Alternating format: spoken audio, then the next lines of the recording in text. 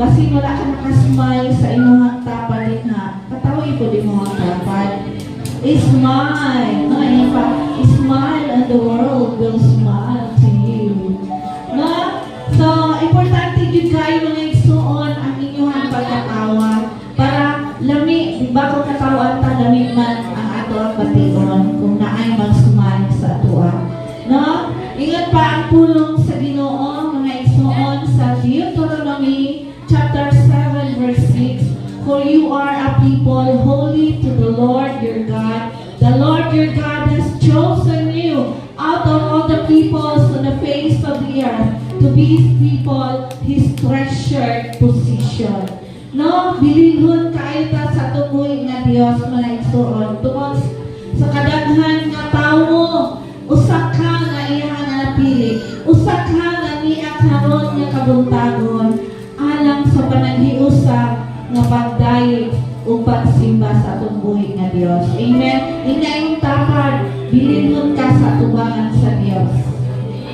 Amen ba? Bilihon kayo ta igsuon.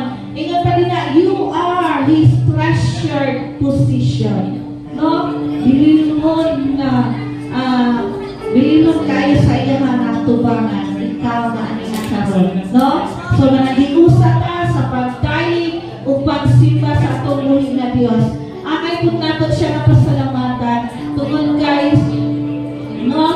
Pasalamatan nato siya kay gihatagan pa ta niya og panahon, gihatagan pa ta niya og gusto, gihatagan pa niya og ba alang sa pag-awit o pagsimba o pagsayaw, no? Ang atong mga pagsayaw alang sa iya. Amen? So, atong imayan ng atong buhi nga Dios karon nga kabuntagon. Manindog tama? Thank you, Lord. Let us welcome the presence of the Lord.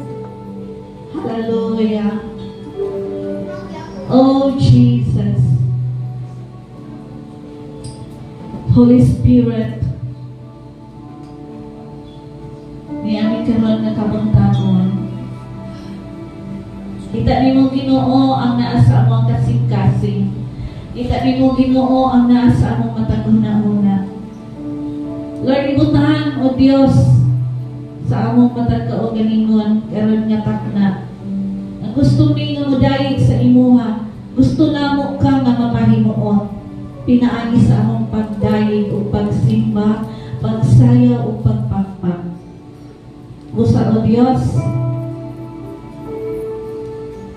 Banal nga Espiritu Santo, salamat sa imong pagpanggiho. Whatever nga mga butang nga nakahimo og hindrance, Lord, sa mga pagdayeg pagsimba niya kanimo, we ask for forgiveness. Thank you for your blood nga naghinlo ka namo karon nga kabuntagon as we continue to bless and honor your name karon nga kabuntagon sa pangalan ni Jesus nga among Ginoo. Amen.